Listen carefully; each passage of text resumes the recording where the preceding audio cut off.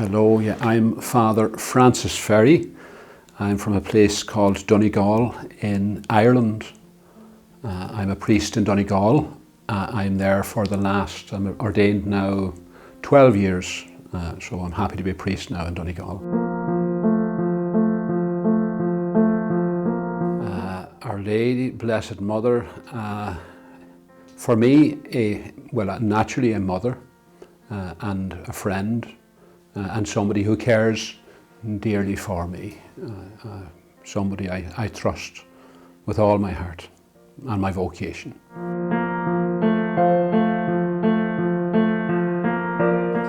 The Rosary is very much part of my formation, my journey in life. It's basically my way of communicating with our Lord, with Our Lady. So it's very much who I am, my part of my daily life, my nourishment, to nurture me in soul and heart. So the Rosary is very important to me. I always have a Rosary on me, always, because I feel then Our Lady is close, very close to me.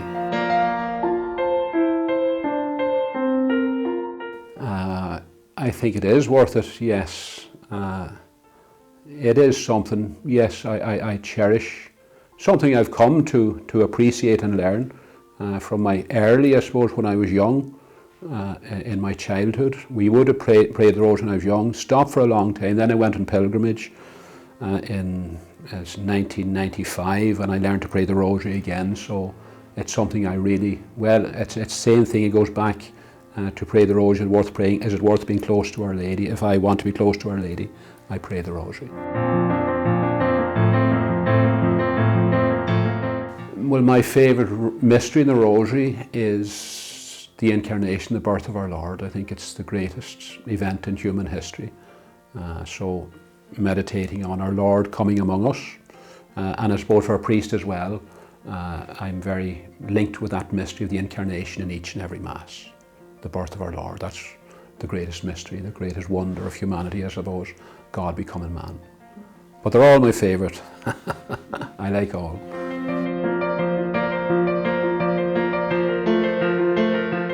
I do, very much so, very much so. I would, as much as I can, when I go to the schools, visit the sick, even go to maybe wake homes where people have died, I would say the Rosary. And wherever I am, my own, not my heavenly mother, but my earthly mother would give out that my pockets are always bulging because I normally have a load of Rosary beads to give to other people. I normally have maybe 4 Rosary beads in each pocket, so if I go anywhere, I would try, to give somebody a Rosary. Even if they don't pray it, to have something blessed. So I really do my best to encourage people to pray the Rosary. Stay close to Our Lady.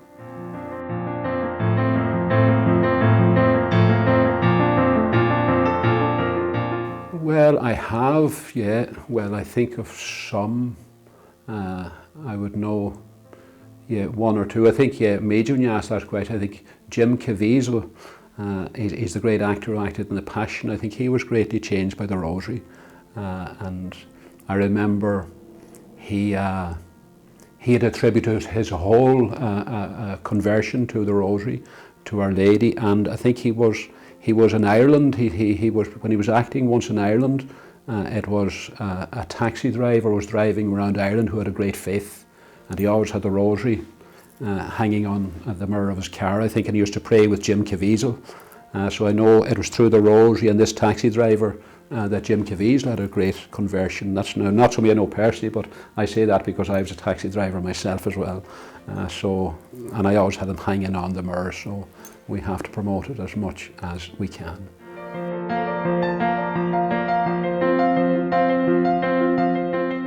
I went on pilgrimage. Looking at conversion, my own conversion. I suppose for a while I was just going to Sunday Mass for a long time. As I say, I went on pilgrimage to Medjugorje in 1995. I was 29 years of age then, but I was lost in many, many ways. A friend of mine said, I was a taxi driver in Dublin in Ireland, and somebody says a taxi driver who got lost in Dublin but found his way in Medjugorje, and through going there on that place of pilgrimage, it really, Our Lady calling us to pray the rosary. So it was really, it was Our Lady brought me back herself, you know, in Medjugorje, to pray the rosary. That is the way to the heart of Jesus. And I do my best to be faithful to Our Lady, to the rosary as well. You know, it's central to my human growth, spiritual growth as well.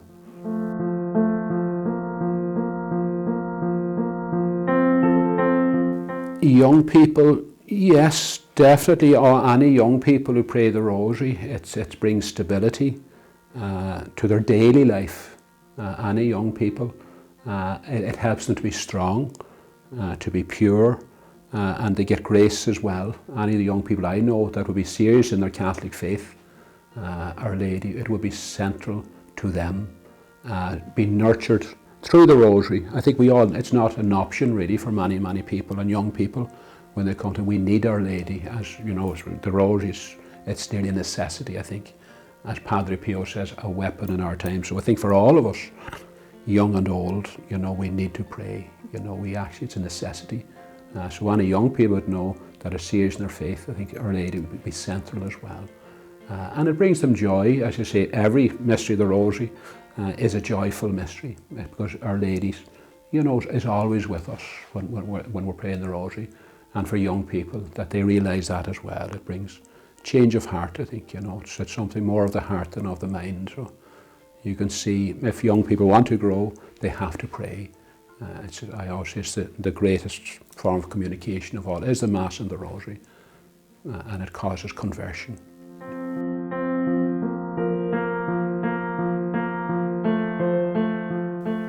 Well, maybe the greatest one I've received, well, through Our Lady as well, I think it's always was through the Rosary, given witness to her. I remember once I had an experience, and it was thanks to Our Lady. I was given witness to Our Lady once in Knock in Ireland, and shortly afterwards I was staying in a hotel in Westport. I was visiting somebody out there, and the owner of the hotel told me, you know, that I could stay there the night. I was only passing through, and the owner says, you know, she saw me giving testimony to Our Lady.